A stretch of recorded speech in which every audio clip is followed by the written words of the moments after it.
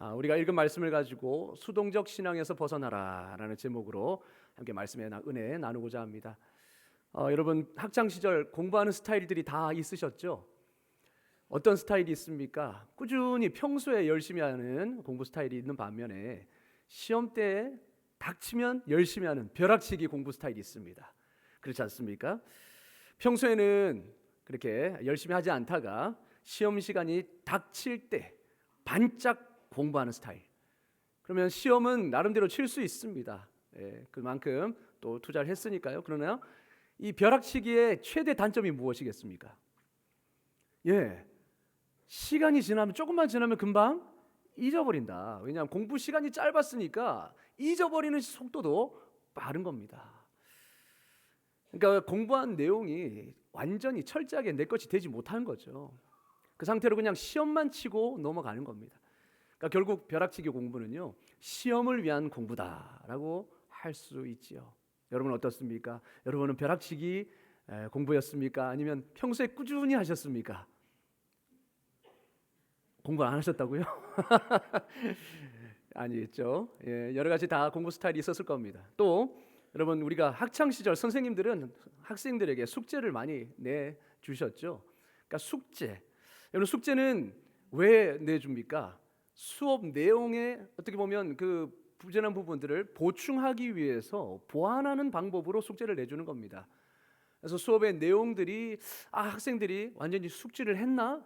그래서 더욱더 배운 내용을 가지고 더 충분하게 공부할 수 있도록 그렇게 스스로 또 복습하고 할 수 있도록 내주는 것이 숙제이죠. 자, 숙제는 학생을 위한 겁니까? 선생님을 위한 겁니까? 그렇죠. 학생이 공부 스스로 하라고 그렇게 숙제를 내주는 겁니다. 그런데 우리는 대부분 숙제를 어떤 마음으로 합니까? 숙제니까. 숙제 안 하면 맞으니까. 그래서 우리가 숙제를 하는 경우가 많습니다. 그러니까 숙제를 위한 숙제를 하는 경우가 많다는 거죠. 선생님께 검사 맞고 매를 피하기 위해서 때로는 많이 했습니다. 그런데 사실 숙제의 본질은 그게 아니잖아요. 학생들의 학업 증진을 위하여서, 그렇죠? 수업 때에 배운 말씀을 더 복습하고 그것을 완전 내 것으로 삼으라고 숙제를 내주는데 대부분 우리는 그냥 숙제를 위한 숙제만 하게 됩니다. 그래서 선생님께 검사를 받기 위해 숙제를 하게 되고요. 검사를 만약에 선생님이 숙제를 내줬는데 검사는 안 한다. 그럼 어떻게 하겠습니까? 이게 패턴이 반복이 되면 이 선생님은 숙제 검사 안 한다. 대충 하자 아니면 안 하자. 이렇게 요령을 피우게 되죠.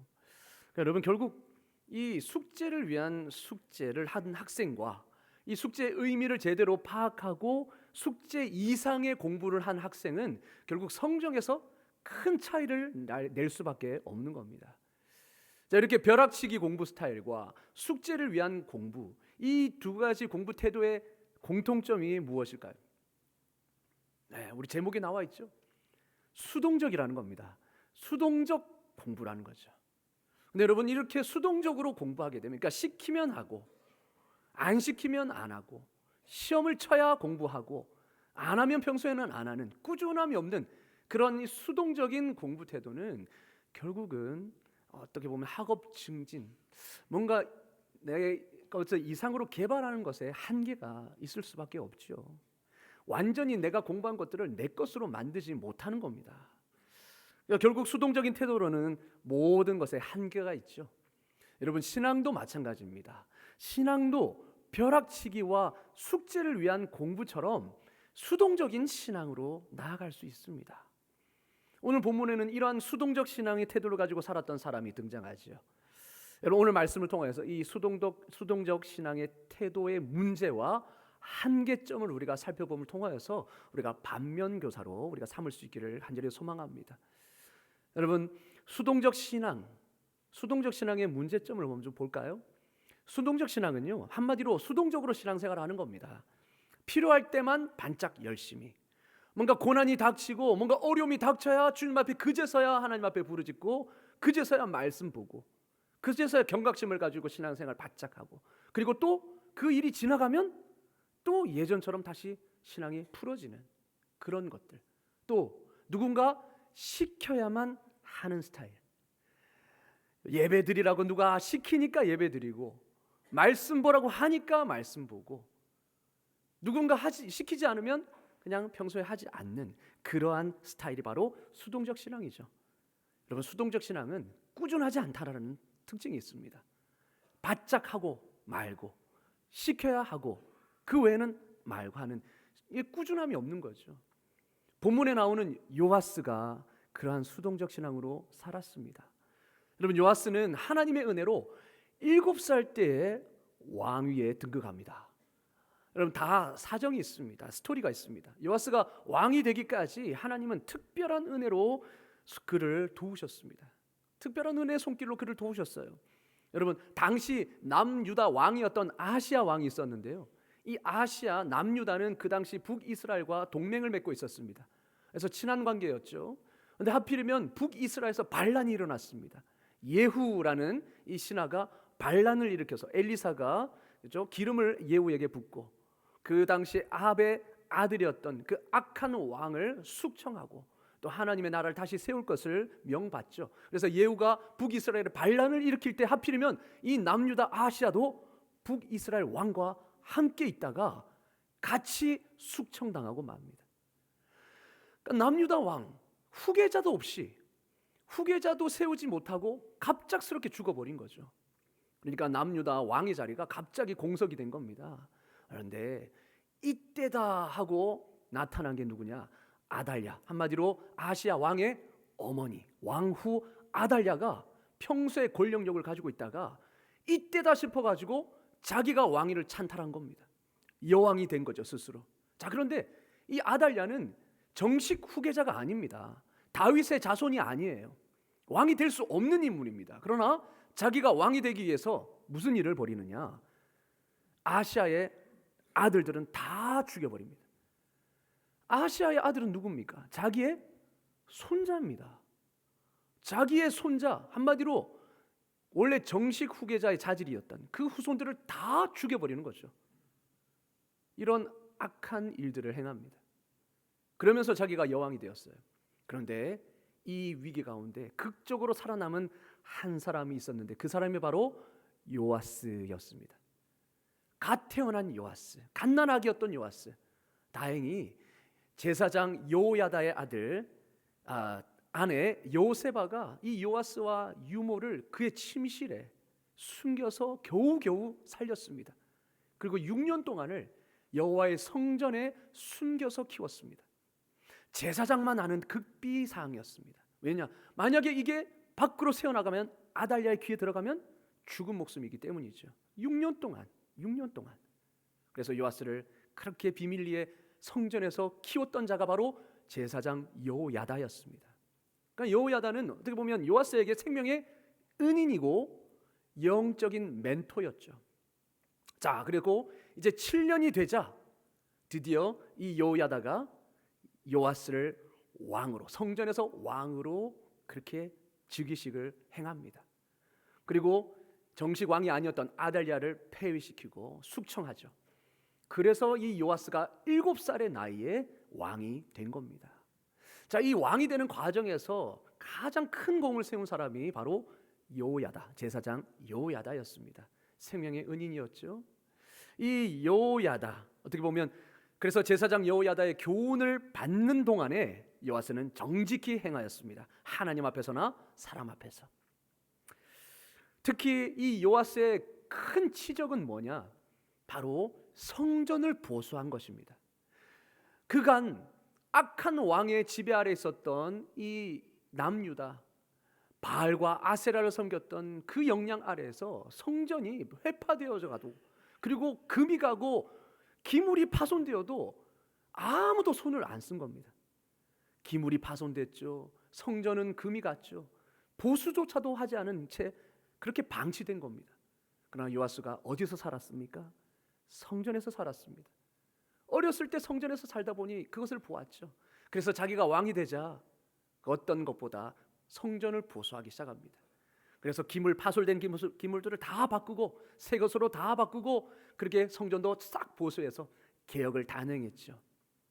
자, 그렇게 그의 큰 업적은 바로 성전 보수라는 개혁이었습니다. 누구도 그 당시에 할 수 없었던 개혁을 단행한 지적이 있었습니다. 이것은 바로 다 여호야다의 교훈과 그런 양육 아래 이루어졌던 일이었습니다.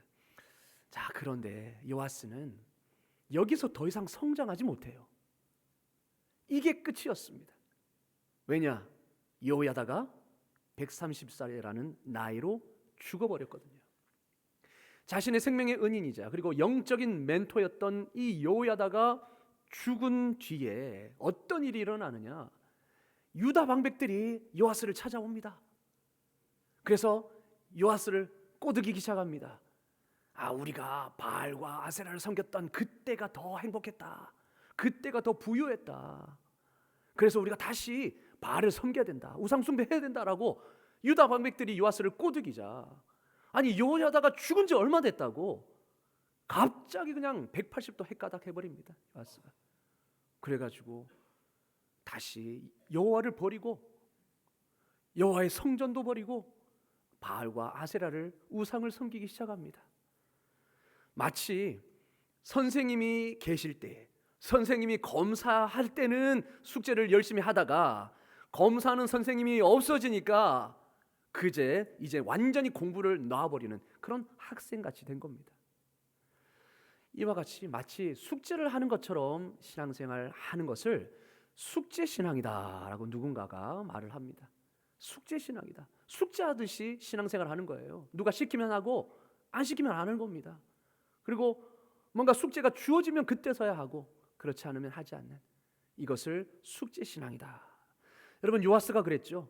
여호야다가 살아있는 동안에는 그 교훈을 잘 지켜 행했습니다. 마치 선생님이 숙제 검사하니까 잘하는 학생처럼.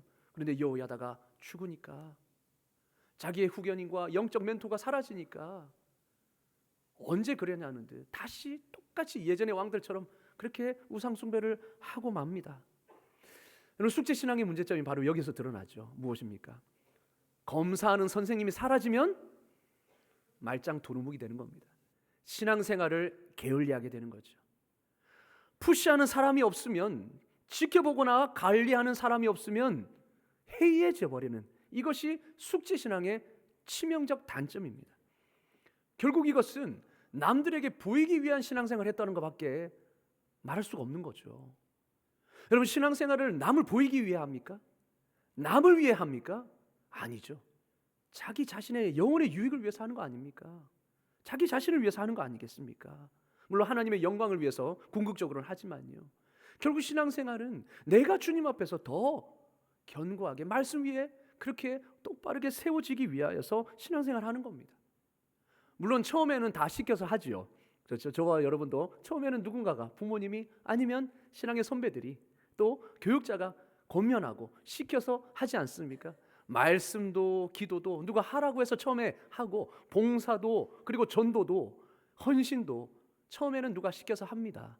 그런데 왜 시키는 거죠? 하다 보면 유익을, 맛을 알기 때문에, 이래서 말씀 보라고 했구나, 이래서 목사님이, 이래서 장로님이, 이래서 권사님이 기도하라고 했구나, 이래서 봉사하라고 하는구나. 봉사하다가 은혜를 경험하고, 전도하다가 내가 은혜 받고, 내가 복음에 대한 확신을 더 가져요. 이러한 그런 누가 시켰을 때에 내가 신앙의 맛을 보기 때문에 시키죠. 자, 그런데 시키니까 그저 하는 것으로 끝나버리면 안 되는 겁니다. 그렇죠? 누군가가 시켜도 내가 적극적으로 자발적으로 함을 통하여서 거기서 뭔가를 유익을 얻고 거기서 뭔가를 발견해내려고 능동적으로 적극적으로 행해야만 그 맛을 알게 되는데, 그냥 시키니까 어쩔 수 없이 하는 것으로 끝내버리면 안 되는 겁니다. 여러분, 공부를 열심히 해서 성적이 올랐어요. 그러면 더 이상 공부하지 않아도 됩니까? 아니죠. 그것을 계기로 계속해서 성장하는 겁니다. 여러분, 신앙생활은 그저 검사받기 위해서 근근히 숙제하다가 검사가 사라지면 공부를 놓아버리는 학생처럼 하면은 안 되는 거죠. 꾸준히 성실하게 해야 되는 줄로 믿습니다. 그래야 신앙에 유익이 있는 것이고 신앙에 발전이 있는 겁니다. 자, 그러면 숙제신앙, 이 수동적 신앙의 한계는 무엇이겠습니까? 벼락치기나 숙제만 겨우겨우 해내는 학생은요, 깊고 넓게 공부하지 못합니다. 여러분, 개념이 잘 안 접혀 있거나 기본기가 안 돼 있는 경우가 많습니다. 그래서 예고 없이 갑자기 쪽지 시험 치거나 아니면 조금 그 문제를 조금만 꼬아서 조금만 어렵게 응용 문제를 내면 실력이 그냥 바로 드러나 버리죠. 왜냐? 개념이 아직 안 잡혀 있기 때문에, 기본기가 안 다져 있기 때문에 그런 현상이 나타나는 겁니다. 그래서 여러분, 수학 같은 과목은 벼락치기가 됩니까? 가능합니까? 그래서 제가 수학을 못한 것 같습니다. 수학 같은 과목은 평소에 꾸준히 해야 되는 거예요. 왜냐하면 기본이 중요하고 개념, 원리가 중요하기 때문이죠. 자, 뜻하지 않는 상황이나 어려움에 빠졌을 때 대처할 수 있는 능력이 현저히 떨어지게 됩니다. 수동적으로 공부하게 되다 보면, 기계적으로 문제만 풀게 되면 말이죠. 여러분, 하나님은 요아스를 우상 숭배에서 돌이키기 위해서 계속해서 기회를 주셨어요. 이렇게 갑자기 변화된 이 요아스를 계속 하나님께서 돌이키시려고 선지자들을 보내셨습니다. 선지자를 통해서 계속 경고하셨습니다. 돌아오라, 돌아오라. 그런데 끝내 요아스는 돌이키지 않았어요. 결국 하나님은 어떻게 하십니까? 유다에 재앙을 내리죠. 아람을 통하여서 전쟁을 일으키십니다. 아람 왕 하사엘이 유다를 침공하도록 허락하십니다. 여러분, 요아스 입장에서는 갑작스럽게 어려운 시험 문제를 맞닥뜨린 겁니다. 요아스 평생에 전쟁이라는 걸 한 번도 경험한 적이 없거든요. 근데 하나님이 지금 돌이키라고 심판하시는 거죠. 매를 드신 거죠. 어려운 문제가 출제되었습니다. 만약에 요아스가 여호야다가 살아있는 동안에 충실하게 과제를 수행하고 능동적으로 신앙생활을 했다면 이 어려운 문제 앞에서 제대로 해답을 가질 수 있었을 겁니다. 그러나 요아스는 제사장 여호야다 밑에서 그에게 보이기 위한 숙제만 할 줄 알았기 때문에 그 어려운 문제를 어떻게 대처하는지 몰랐습니다. 답을 몰랐습니다. 결국 그 문제를 풀지 못하죠. 여러분, 이 문제, 즉 전쟁을 대하는 유다의 왕이 가져야 되는 가장 바람직한 자세가 무엇이었습니까? 하나님은 왜 전쟁을 일으키셨습니까? 돌아오라고. 너의 지금 죄악을 깨닫고 돌아오라고, 회개하라고. 그것이 하나님이 원하시는 정답이었죠. 그 문제를 풀 수 있는 유일한 방법이었습니다. 회개하고 그 다음은 하나님 앞에 엎드려 도움을 구하는 것. 하나님밖에 소망이 없지 않습니까? 그게 모범답안이었습니다. 하나님께 나아가는 거죠. 엎드려져도 하나님께 엎드려지는 겁니다. 주님 품 안에서. 하지만 요아스는 끝내 하나님을 의지하지 않고 오답을 적어냅니다. 어떻게 합니까? 자신이 기껏 열심히 보수한 그 성전의 모든 기물들을, 성물들을 다 빼어다가 아람 왕에게 바쳐버립니다. 그저 인간적으로, 현실적으로 이 위기를 모면하려고 했던 거죠. 여러분, 결국 자기가 평생 이루어놓은 그 치적, 하나님 앞에서 정직히 행했던 모든 그 치적이 다 물거품이 되는 순간이었습니다. 자기가 그렇게 애써서 성전 기물을 새롭게 가져다가 그렇게 애써서 개혁을 단행했던 거를 자기가 다 끌어모아 가지고 다 아람 왕 앞에 바친 겁니다. 여러분, 이렇게 한다고 해결이 됩니까? 처음에는 아람 왕이 좋아하겠죠. 갖다 바치니까. 그래, 지금은 내가 그냥 넘어가마. 여러분, 아람 왕이 욕심이 또 생기겠죠. 이제 슬슬 한번 또 건드려 볼까? 우리 또 재물 또 딸리는데 한번 건드려 볼까? 그렇게 또 아람 왕이 전쟁을 일으키는 겁니다. 궁극적인 해답이 될 수가 없었어요. 그런데도 요아스는 이 문제를 해결할 수 있는 능력이 없었던 겁니다. 그래서 현실적인 하나님 아닌 다른 것을 붙잡았죠. 게다가 여호야다의 아들 스가랴, 여러분, 자신의 생명의 은인인 이 여호야다의 아들 스가랴가 하나님의 영에 감동이 되어서 이 요아스가 사람들 앞에서 이 요아스를 책망하기 시작합니다. 이 요아스 왕이 백성들 이 앞에 있는 그곳에서 이 스가랴가 책망을 하기 시작합니다. 왕이시여, 그렇게 하시면 안 됩니다.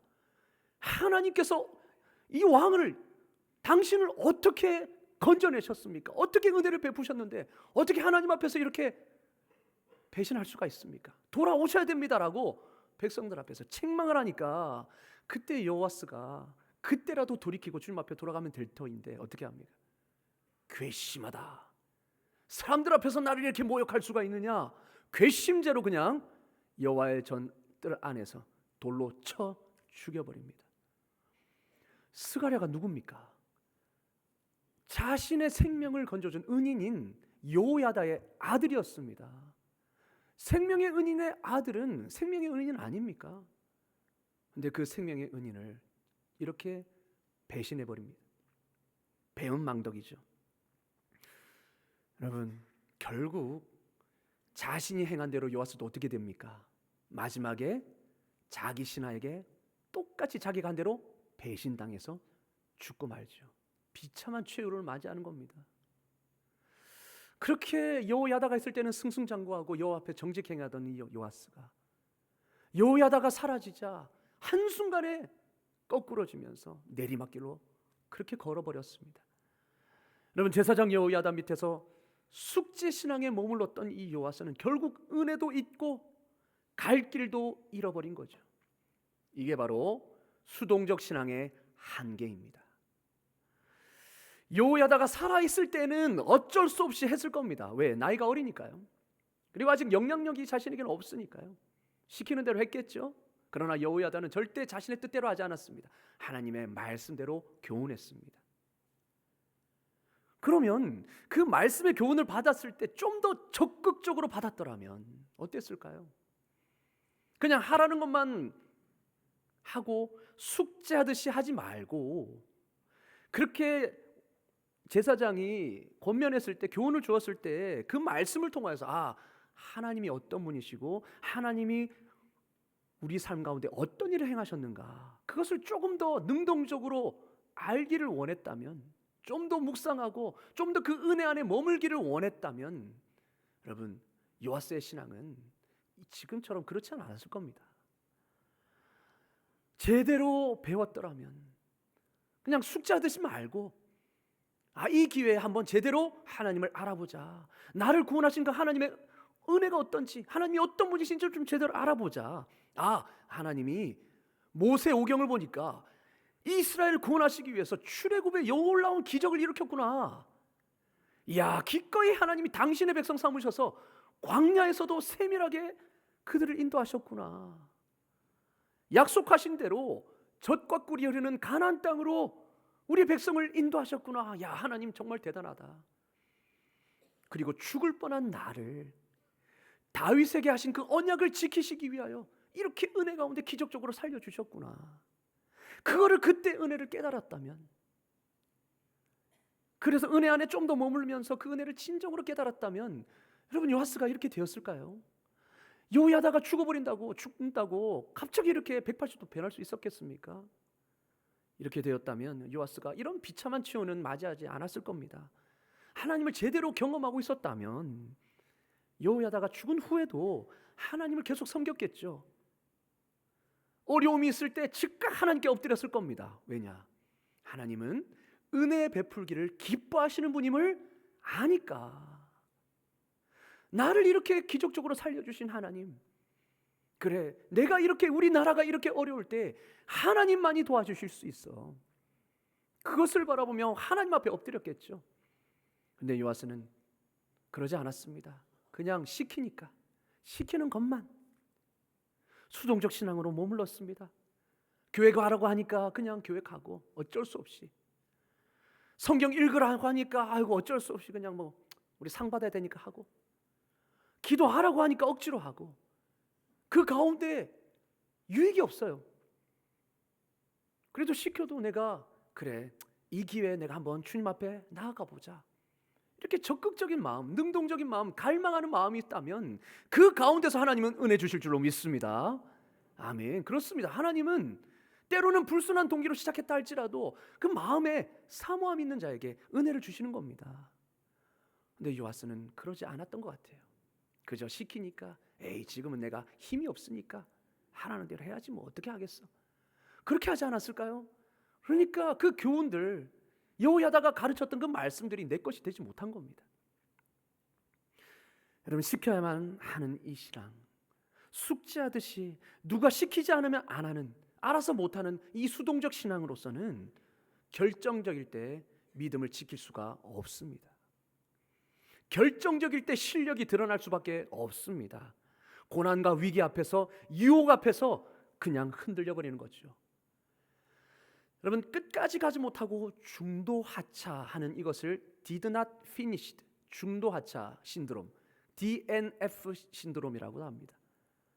그럼 100% 10명이 이제 오기를 가지고 호기를 가지고 시작하면 끝까지 그 완주하는 사람이 2명밖에 안 된다고 합니다. 20%밖에 되지 않는다고 해요. 그러면 80%는 뭐냐? 중간에 중도 하차하는 거죠. 끝까지 피니시를 못하는 겁니다. 그래서 did not finish에서 DNF 신드롬이라고 합니다. 요아스가 지금 DNF 신드롬인 겁니다. 그럼 중간에 주변에 보시면 정말로 신앙이 좋았던 분들, 정말로 존경스러웠던 분들, 또 영향력을 끼쳤던 분들이 하루아침에 그냥 사라지는 것을 볼 수 있지 않습니까? 이러한 현상 때문이죠. 여러분, 능동적 신앙은 무엇이냐? 바로 기본기가 튼튼한 신앙입니다. 공부를 잘하는 사람의 특징은 개념을 제대로 짚고 넘어간다는 겁니다. 개념을 제대로 파악할 때까지 붙들고 있는 거죠. 그러니까 모르면 알 때까지 물어보고 이해가 되어야 다음으로 넘어갑니다. 실제로 개념에 대한 이해와 기본기가 제대로 다져져야만 조금 더 어려운 그 응용 문제도 풀 수 있습니다. 그렇지 않습니까? 개념이 잘 잡혀 있기 때문에 그 개념을 응용해 가지고 그 어려운 문제, 처음 보는 문제도 풀 수 있는 거죠. 자, 그런데 수동적으로, 기계적으로 문제만 풀면, 숙제하듯이 문제만 풀면은요, 기본기가 탄탄하지 않습니다. 개념이 제대로 정립되지 않은 상태에서 기계적으로 문제만 풀기 때문에 그 문제는 풀 수 있어요. 왜냐하면 연습하니까. 그런데 조금만 꼬아서 내고 조금만 문제가 좀 어려워지면 못 풀어냅니다. 이게 수동적 공부의 한계입니다. 기본기가 없지, 개념이 안 잡혀 있기 때문에. 신앙도 마찬가지겠죠. 신앙의 본질, 왜 내가 예수님을 믿어야 되고 그분을 왜 섬겨야 되는가, 내가 믿지 않으면 어떻게 되는가 라는 이 문제, 믿음의 문제를 정확히 이해하고 신앙의 기본기가 된 사람이 어떤 상황 속에서도 흔들리지 않고 신앙생활을 이어나갈 수 있는 것입니다. 여러분, 박광식 목사님이 쓴 오늘 주님과 살다라는 책에 보면 이런 내용이 나옵니다. 제가 읽겠습니다. 신앙도 마찬가지입니다. 신앙의 본질을 정확히 이해하고 기본기가 된 사람, 하나님 앞에서 이 문제, 즉 밑에 나오죠. 왜 내가 하나님을 믿어야 되는가? 왜 믿지 않으면 안 되는가? 이 문제가 확실히 해결된 사람은 그 다음부터 하나님과 교제하고 동행하는 삶에 탄력이 붙기 시작합니다. 기본기가 된 사람이 그 이후에 신앙에 탄력이 붙기 시작한다는 겁니다. 오늘 하나님께서 내게 형통을 주시거나 어려움을 주시거나 그것에 상관없이 왜 하나님을 섬기고 살 것인가를 자신에게 물어봐야 합니다. 우리가 성숙하게 신앙생활을 하고 하나님 앞에 은혜롭고 감동적인 삶을 살려면 기본부터 되어야 합니다. 이렇게 설명하고 있습니다. 그럼 참으로 맞는 말 아니겠습니까? 신앙의 기본기가 되어야 그 이후에 하나님이 주시는 은혜를 경험할 수 있고요, 하나님과 동행하면서 신앙에 탄력이 붙는 겁니다. 그래서 어떤 상황이든 어렵든 기쁜 일이 있든 흔들리지 않고 하나님을 꾸준히 섬기고 예배할 수 있는 것이죠. 자, 여러분, 신앙의 기본기를 다지려면 능동적인 신앙으로 변해야 합니다. 수동적인 신앙으로는 절대 이 기본기를 다질 수가 없습니다. 말씀을 읽을 때, 여러분, 신앙의 기본기가 무엇입니까? 말씀과 기도잖아요. 말씀과 기도를 통하여서 하나님의 음성을 듣고 하나님 뜻을 발견하는 것입니다. 하나님과 동행하는 것입니다. 그럼 말씀을 읽을 때도 이 말씀을 통하여서 하나님을 더 알고 싶다라는 이 열망을 가지고, 그리고 이 말씀을 통해서 하나님의 뜻을 알고자 하는 강렬한 열망을 가지고 읽어야죠. 그리고 기도할 때도 마찬가지입니다. 기도할 때도 하나님, 이 상황 가운데 하나님의 뜻이 무엇입니까? 정말 내가 이런 어려운 상황 가운데 있는데 하나님, 내가 어떻게 해야 되겠습니까? 하나님의 뜻을 알고 그 뜻에 순종하고자 하는 그 강한 열망을 가지고 기도해야죠. 때로는요, 예배만으로는 안 됩니다. 때로는 목사님이 전해주는 설교만으로는 안 됩니다. 그러니 어떻게 합니까? 스스로 말씀도 봐야죠. 스스로 말씀도 보고 큐티도 하고, 그리고 모르면 책을 사서라도 그것을 알려고 하고, 그리고 훈련을 받거나, 그렇죠? 지금 새가족 교육 차근히 받고 계시는 분이 계시죠? 그 새가족 교육 속에서 내가 궁금했던 신앙의 궁금증들을 또 듣고 또 깨닫고, 때로는 그것이 안 되면 양육반이든 제자반이든 능동적으로 그 훈련에 참여해서 알고 넘어가는 겁니다.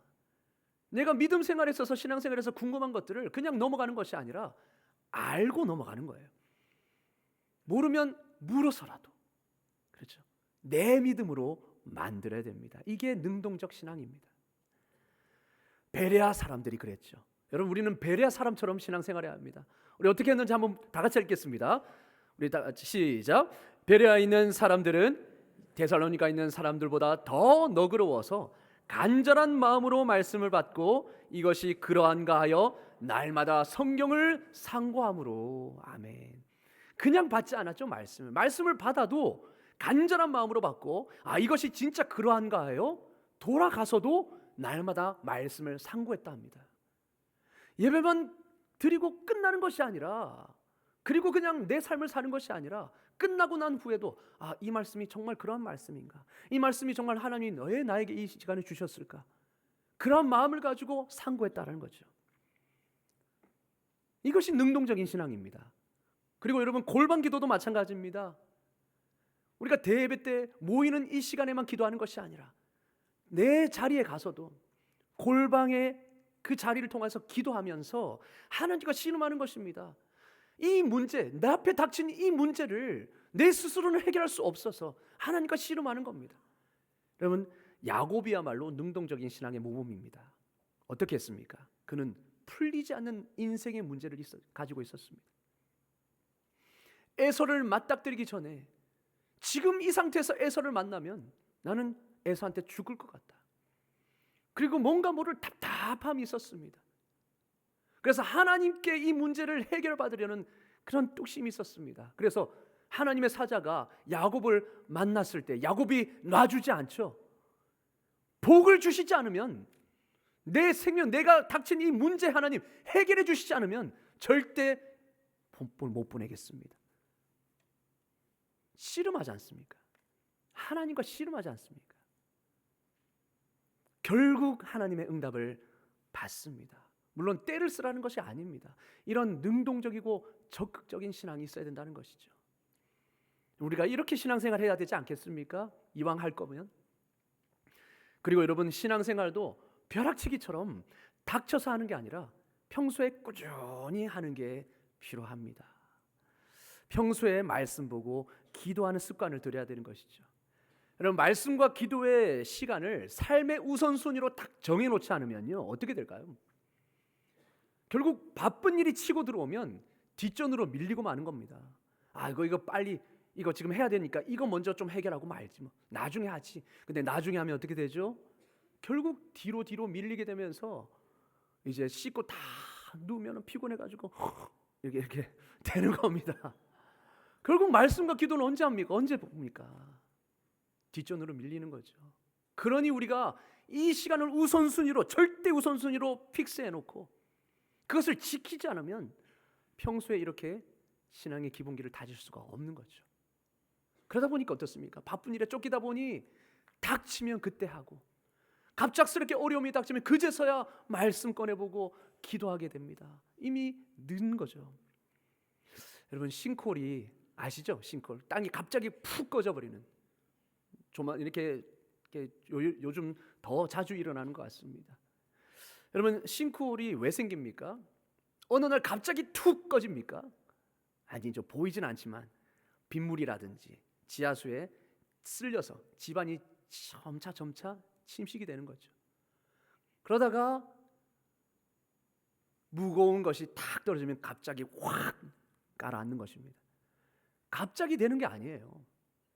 여러분, 우리가 물론 매일 점검을 안 해서 그렇지 조금 조금씩 이렇게 침식이 되는 것을 우리가 보지 않습니까? 사람이 갑자기 무너지는 것, 갑자기 변화되는 것, 이런 갑자기 일어나는 걸까요? 절대 아닙니다. 서서히 무너지는 것입니다. 평소에 꾸준히 하지 않다 보니 평소에 말씀과 기도로 자신을 점검을 해야 되는데, 내가 올바로 믿음 위에 서 있는지 늘 자신을 점검하고 살펴야 되는데, 그러지 않다 보니 하나씩 죄악에 물들어가고 하나씩 죄 때문에 깎여가는 겁니다. 그러다가 이 인생에 감당할 수 없는 무게가 확 떨어지면 어떻게 되죠? 확 무너지는 겁니다. 유혹에, 힘든 일 가운데 신앙이 확 무너지는 거죠. 이렇게 신앙의 싱크홀이 오는 겁니다. 결국 우리가 꾸준히 신앙생활하지 못하고 꾸준히 말씀 가운데 나 자신을 점검하지 못하기 때문에 이런 일이 일어나는 것이죠. 여러분, 이제 그래서 수동적 신앙에서 탈피해야 하는 것입니다. 우리가 이러한 일들을 많이 겪지 않았습니까? 계속해서 반복돼서 겪고 있지 않습니까? 이제는 탈피해야 할 때입니다. 누가 하라고 해서 하는 그런 숙제 신앙을 탈피해야 합니다. 그리고 닥쳐야만 하는 그런 벼락치기 신앙에서 탈피해야 합니다. 하나님은 우리가 그 누구보다 수동적 신앙을 탈피하고 참된 신앙으로 매일 새롭게 타오르기를 원하시는 분이 바로 우리 하나님이신 줄 믿습니다. 아멘. 여러분, 학교에서만 자기 주도 학습이 필요한 것이 아닙니다. 우리 인생에도, 우리 신앙에도 자기 주도 신앙이 필요합니다. 물론 이거는 자기 신앙, 엄연히 자기 신앙이 아니죠. 성령님이 이끌어 주시기 때문에 성령님의 인도함에 의해서 자기 주도 신앙이 되는 것입니다. 여러분, 우리에게도 이것이 필요하지 않습니까? 때로는 우리가 우리 자녀들 보면 답답하죠. 야, 너는 왜 꼭 시켜야만 하냐? 시험 때만 왜 그렇게 하냐? 평소에도 좀 열심히 하면 안 되냐? 이거를 하기 전에 자신의 신앙을 돌아봐야 합니다. 나도 평소에 내가 과연 말씀과 기도로 나의 신앙을 점검하고 있는가?